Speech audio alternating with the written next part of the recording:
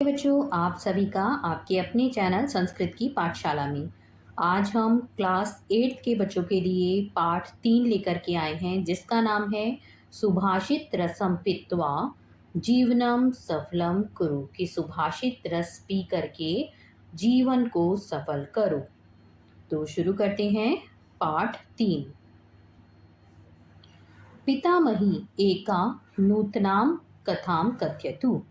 बच्ची कहती है कि दादी एक नई कहानी सुनाइए। वत्से त्वं प्रतिदिन तु कथां शृणोषि, अद्य नीति श्लोकान शृणु।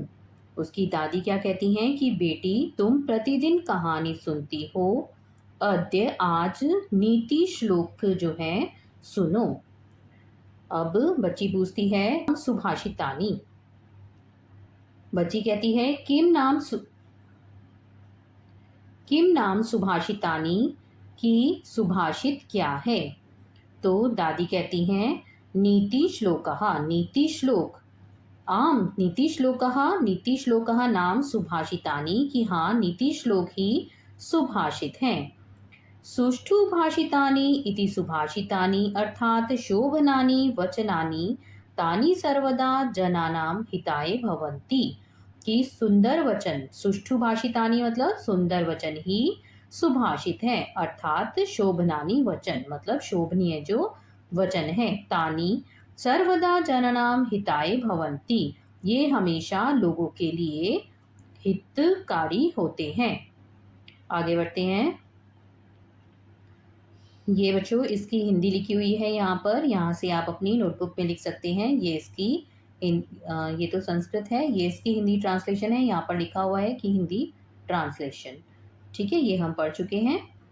आगे ये भी पढ़ लिया हमने। आगे है सुभाषित पठेन कह लाभः। अब बच्ची फिर पूछती है कि सुभाषित पढ़ने से क्या लाभ है। तो उसकी दादी क्या कहती हैं, सुभाषित पठेन आदर्श मानव जीवन निर्माणाय प्रेरणा प्राप्यते। कि सुभाषित पढ़ने से आदर्श मानव जीवन के निर्माण के लिए प्रेरणा प्राप्त होती है।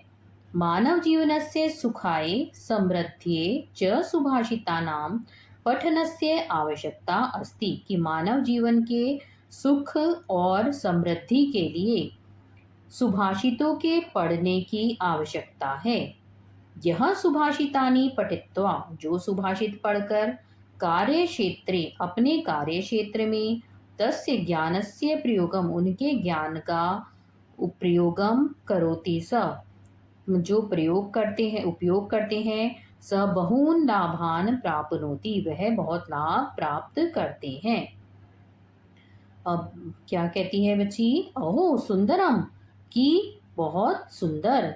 यदि एवं तरही अहम नूनम सुभाषितानि पठिष्यामि। कि हाँ कितना सुंदर, यदि ऐसा है, यदि एवं तरही अहम नूनम, तो मैं अवश्य, नूनम का अर्थ होता है अवश्य, सुभाषितानि पठिष्यामि, तो मैं अवश्य सुभाषित पढ़ूंगी।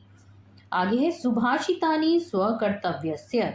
सुभाषित अपने कर्तव्य, अकर्तव्यस्य और अकर्तव्य के विषय में स्पष्ट रूप से मार्गदर्शनम कुर्वन्ति, मार्गदर्शन करते हैं। अतः सर्वे, इसलिए सभी को अवश्यम सुभाषितानि पठन्तु, अवश्य सुभाषित पढ़ने चाहिए। तानि पठित्वा, उन्हें पढ़कर, सर्वे सभी, जीवनस्य रहस्यम, सभी जीवन के रहस्य को अवगच्छन्तु, समझें। जीवनम सुखमयम च कुर्वन्तु, और अपने जीवन को सुखमय बनाएं। तो बच्चों इसकी हिंदी यहाँ पर लिखी हुई है, यहाँ पर हिंदी ट्रांसलेशन जहाँ लिखा हुआ है ये हिंदी है, तो यहाँ से आप अपनी कॉपी में लिख सकते हैं। ठीक है, फिर संस्कृत लिखी हुई है, तो इस तरह से आपके लिए इजी करने के लिए ये आपके लिए हिंदी ट्रांसलेशन यहाँ पर दे दी है। ठीक है, तो आप अपनी कॉपी में भी लिख सकते हैं और यहाँ से देख करके आप पढ़ भी सकते हैं। ठीक है, आगे पहला जो श्लोक है, पहला शुरू हो गया। अब क्या कह रहे हैं, पहला श्लोक है गायन्ति देवाः किल गीतकानि, धन्यः तु ते भारत भूमि भागे स्वर्ग अपवर्गास्पद मार्गभूते भवन्ति भूयः पुरुषः सुरतवात। बच्चों ये तोड़ करके इसको लिखा हुआ है, आपको पढ़ने में आसानी हो इसलिए इस तरह लिखा है कि देखो एक एक शब्द को अलग करके लिखा है। गायन्ति देवः किल गीतकानि धन्यः तु ते भारत भूमि भागे स्वर्ग अपवर्गास्पद मार्गभूते भवन्ति भूयः पुरुषाम सुरतवात। तो इसको इस तरह से रीड करोगे तो आपको मतलब मुश्किल नहीं होगी और आपको संस्कृत पढ़नी भी आ जाएगी। तो आगे पढ़ते हैं। अब इसका अन्वय यहाँ पर तोड़ करके, शब्द को तोड़ करके देखो, यहाँ पर इसका अर्थ लिखा हुआ है कि इसका अर्थ क्या है जो अभी हमने पढ़ा है। ठीक है, तो हम इसकी हिंदी देखते हैं। तो इसका अर्थ क्या है, भावार्थ ये दिया हुआ है। ये मानवः जो मनुष्य अस्याम भारत भूमि, जो मनुष्य इस भारत भूमि पर जन्म प्राप्नुवन्तु जन्म लेते हैं, ते धन्यः वे धन्य हैं, इति भारत भूमि ऐसा कहकर, गुणगानाम देवः देवता जो है भारत भूमि का गुणगान करते हैं कि जो मनुष्य इस भारत भूमि पर जन्म लेते हैं वे धन्य हैं। इति भारत भूमि गुणगानम देवः कुर्वन्ति कि इस भारत भूमि का गुणगान जो है वो देवता भी करते हैं। अतः वयम सर्वे भारतीयः भाग्यशालिनः स्म, इसलिए हम सभी भारतीय जो है वो भाग्यशाली हैं। आगे है धर्म अर्थ काम मोक्ष आदि प्राप्ति, कि धर्म अर्थ काम और मोक्ष की प्राप्ति के लिए मार्ग भूते मार्ग बनने वाली अस्मिन भूखंडे। तो क्या बताया बच्चों इसमें कि भारत भूमि पर जो जन्म जिनका हुआ है वो बहुत ही भाग्यवान हैं, भाग्यशाली हैं और देवता भी भारत भूमि का गुणगान करते हैं। धर्म अर्थ और मोक्ष की प्राप्ति के लिए मार्ग बनने वाला इस भूमि पर देवता जो है अपने देवत्व को छोड़कर भी, कि वो देवता जो है अपना देवता बन भी छोड़ करके मनुष्य रूप में जन्म लेने की इच्छा करते हैं। तो यहाँ पर हमारी भारत भूमि जो है, भारत जो भूमि है उसका गुणगान किया गया है। आगे अगला पढ़ते हैं। अगला है गुणी गुणम वेत्ति न वेत्ति निर्गुणः। क्या लिखा है, गुणी गुणम वेत्ति न वेत्ति निर्गुणः, बलि बलम वेत्ति न वेत्ति निर्बलः, पिकः वसन्तस्य गुणम न वायसः, करी च सिंहस्य बलम न मूषकः। इसको पदच्छेद करके यहाँ पर लिखा हुआ है, आप ज़रूर आपको यहाँ से एक बार पढ़ लेना है जिससे कि आपको एग्जाम में दिक्कत नहीं होगी फिर। ठीक है, और यहाँ पर अनुवाद लिखा हुआ है कि हर शब्द का आपके लिए तोड़ करके यहाँ पर अर्थ लिखा है जिससे कि आपको बहुत आसानी से ये समझ आ जाए। ठीक है, तो अब इसका भावार्थ देखते हैं कि क्या कह रहे हैं इस श्लोक में ये। और बच्चों यहाँ पर अन्वय भी आपकी बुक में भी ये अन्वय दिया हुआ है और एग्जाम में भी कई बार पूछ लेते हैं, तो आपको ये भी अन्वय भी पता होना चाहिए कैसे लिखते हैं। गुणी गुणम वेत्ति, कि गुणी व्यक्ति गुण को पहचानता है, निर्गुणम न वेत्ति निर्गुण व्यक्ति गुण को नहीं पहचानता, बलि बलम वेत्ति बलवान जो है व्यक्ति वो बल को पहचानता है, निर्बलम न वेत्ति लेकिन जो निर्बल व्यक्ति होता है वो बल को नहीं पहचानता। पिकः वसंतस्य गुणम, जो कोयल होती है, पिक मतलब कोयल जो होती है वो वसंत के गुणों को जानती है। वायसः कौवा जो है वो वसंतस्य गुणम जो है वसंत के गुण को कौवा नहीं जानता। करी च सिंहस्य, जो करी किसको कहते हैं, हाथी को, तो हाथी भी सिंह के बल को जानता है। मूषकः जो लेकिन चूहा होता है वो सिंह के बल को नहीं जानता। तो क्या अर्थ हो गया इसका, ये भावार्थ आपकी बुक में दिया हुआ है, इसको भी आपको अच्छे से पढ़ना है तभी आपको इसके अर्थ अच्छे से समझ आएगा कि क्या कहना चाह रहे हो। तो गुणवान जनः अन्येषां सद्गुणां ज्ञातुं शक्नोति, कि गुणवान व्यक्ति, जनः मतलब व्यक्ति जो होता है, अन्येषां मतलब दूसरों के, सद्गुणान गुणों को, ज्ञातुं शक्नोति समझ सकता है, परंतु गुणहीन जनः लेकिन जो गुणहीन है जिसमें कोई गुण ही नहीं है वह व्यक्ति अपरेशान सुगुणान, कि दूसरों के गुणों को, अवगंतुम समर्थः न भवन्ति कि दूसरों के गुणों को नहीं समझ सकता। बलवान जनः बलवान जनः यथा अन्येषां बलं ज्ञातुं शक्नोति तथा बलरहितः जनः अन्येषां बलं ज्ञातुं न शक्नोति। क्या कह रहे हैं कि बलवान व्यक्ति यथा अन्येषां बलः दूसरों के बल को जानता है, ज्ञातुं शक्नोति तथा बल रहित जो निर्बल व्यक्ति है, जनः निर्बल जनः अन्येषां बलं ज्ञातुं न शक्नोति, जबकि जो निर्बल व्यक्ति है वह दूसरे के बल को नहीं जान सकता।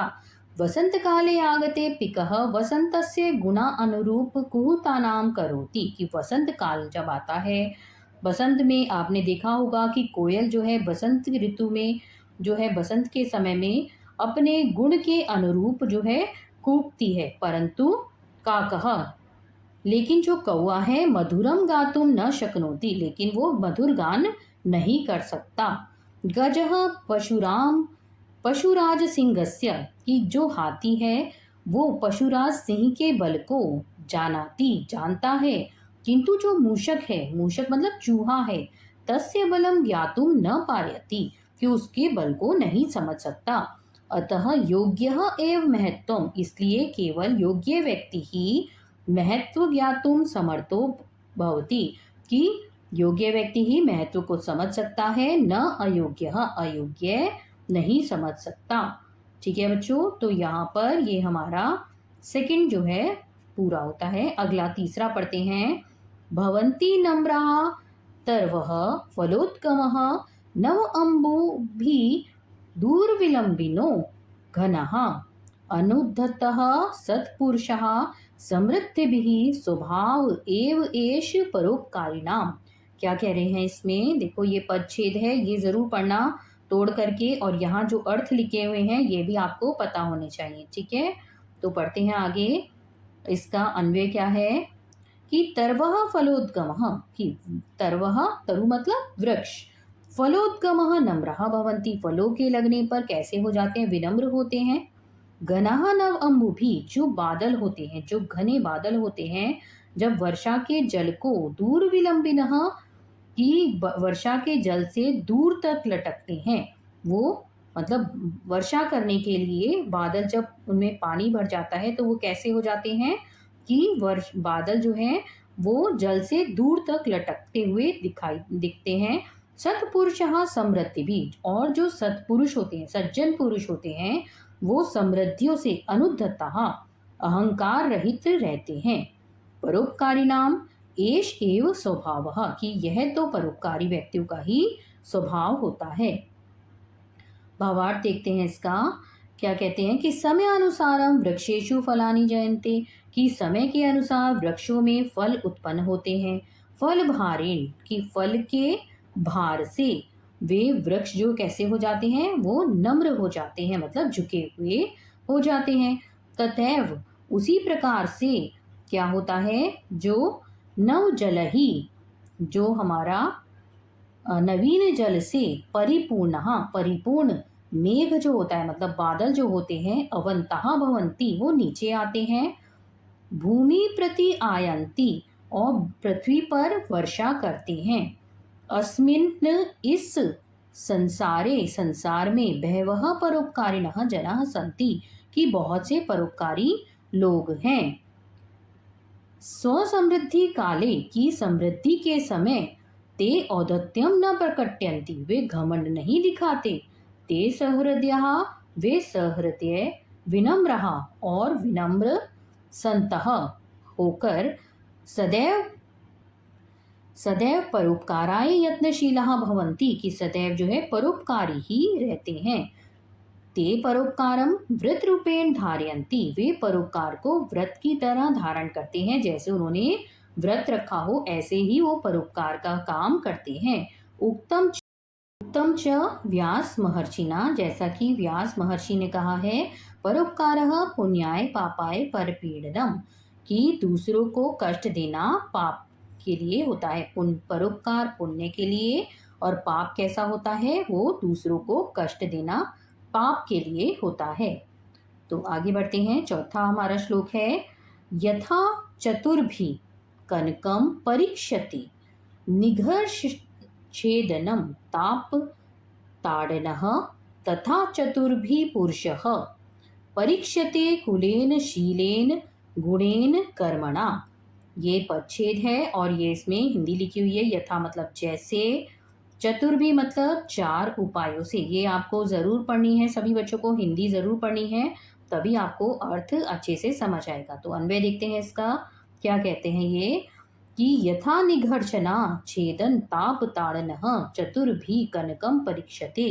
जैसे निघर्षण मतलब घिसने से, छेदन काटने से, ताप गरम करने, ताड़नः पीटने से, चतुर्भी उपायः इन चार तरीकों से, कनकम कनक क्या होता है, सोना, सोने की, परीक्षते परीक्षा की जाती है, तथा कुलेन उसी प्रकार, कुल मतलब वंश की, शीलेन चरित्र की, गुण की और कर्म की, चतुर्भी पुरुषः परीक्षते इन चार आधारों से मनुष्य की परीक्षा की जाती है। भावार्थ देखिए इसका क्या कहता है, ये क्या अर्थ कह रहा है कि स्वर्णकारः स्वर्णस्य शुद्धताम आकलितुम। जो स्वर्णकार होता है मतलब जो सुनार होता है, वो सोने की शुद्धता का आकलन मतलब किस तरह से उसको देखता है। आदौ निकष प्रस्तरे निघर्षणम करोति, पहले वो पत्थर पर घर्षण करता है, घिसता है। तद अनंतरम उसके बाद तस्य सुवर्णस्य कर्तनम करोति, फिर सोने को काटता है। ततः अग्निना धायति, उसके बाद आपने देखा होगा कि अग्नि में तपाया जाता है। अंते उसके बाद स्वर्ण खंडे प्रहारम करोति, और अंत में सोने के टुकड़े पर प्रहार करता है। ये भी चतुर्भी प्रकारः, इन चार प्रकारों से परीक्षणस्य स्वर्णस्य परीक्षा करके वह स्वर्णस्य पूर्ण शुद्धताम, स्वर्ण की पूर्ण शुद्धता को ज्ञातुम शक्नोति, जान सकता है।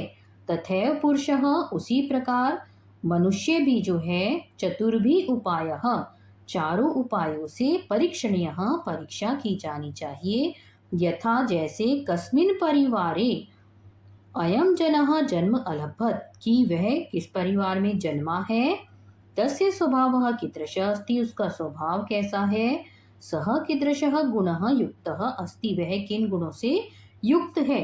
पुनः सः केन कर्मणा सर्वत्र सम्रादृतः भवति, कि वह किस कर्म से, कर्म के द्वारा सर्वत्र मतलब सभी जगह जो है समादृतः भवति, कि सम्मानित होता है। एषु निक्षेषु, और इन मानदंडों, ये जो है परीक्षा की जो चार बताए गए हैं, एव तस्य व्यक्तित्वं ज्ञातुम शक्यते, कि इससे उसके व्यक्तित्व को जाना जा सकता है। क्या क्या चार चीजें बताई हैं। पहला, किस परिवार में उसका जन्म हुआ है। दूसरा, किस परिवार में पहला उसका जन्म हुआ है, उसका स्वभाव कैसा है, उसके गुण कैसे हैं, और वो किन कर्म के द्वारा जो है वो सब में सम्मानित होता है। ये चार गुणों के द्वारा ही किसी के व्यक्तित्व को जो है जाना जा सकता है कि वो है कैसा व्यक्ति है। अगला है पांचवें में क्या है कि अष्टौ गुणः पुरुषं दीपयन्ति प्रज्ञा च कौल्यं च दमः श्रुतं च पराक्रमः च अबहुभाषिता च दानं यथाशक्ति कृतज्ञता च।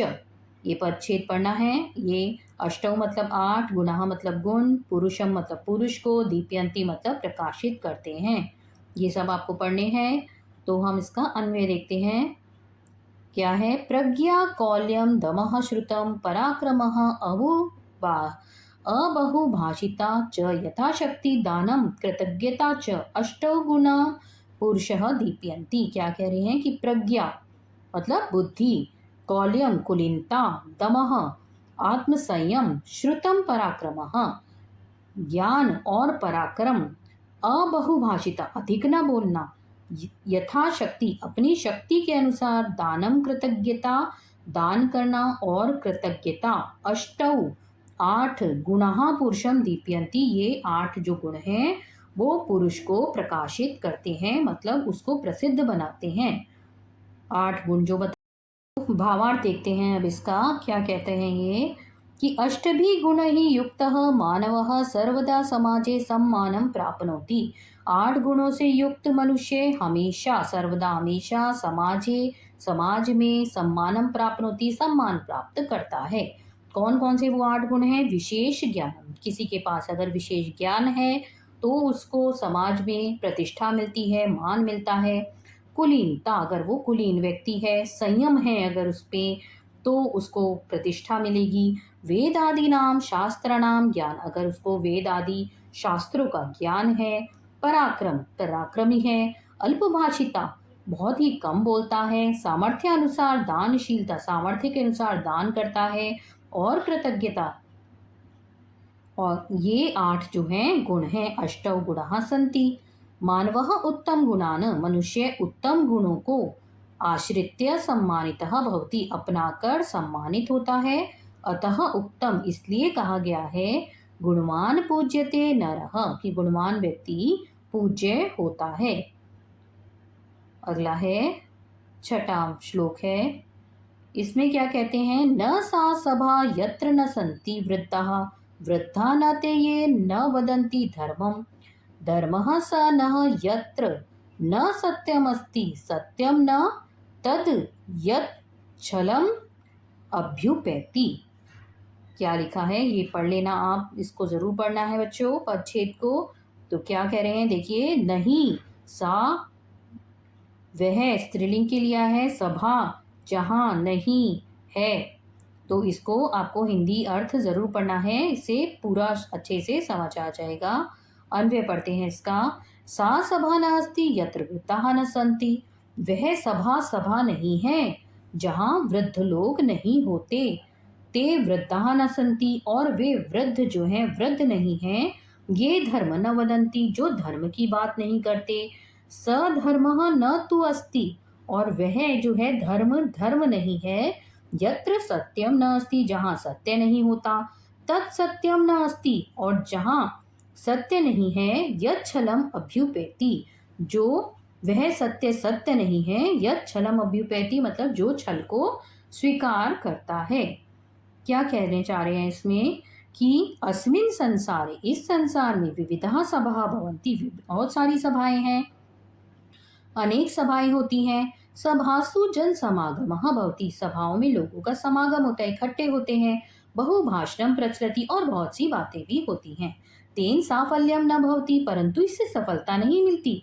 वस्तुतः सा एव सभा सफला भवति, वास्तव में वही सभा जो है वो सफल होती है। यत्र वयोवृद्धाः, जिसमें जो वृद्ध व्यक्ति हैं और ज्ञान वृद्ध, जिनको बहुत ज्ञान है, जनाः भवेयुः, लोग होते हैं। पुनरपि ते ज्ञान वृद्धाः धर्म विषये वदेह, कि जो वे ज्ञान वृद्ध धर्म के विषय में बोले। धर्म संबद्धायाम चर्चायाम, धर्म से संबंधित चर्चा में।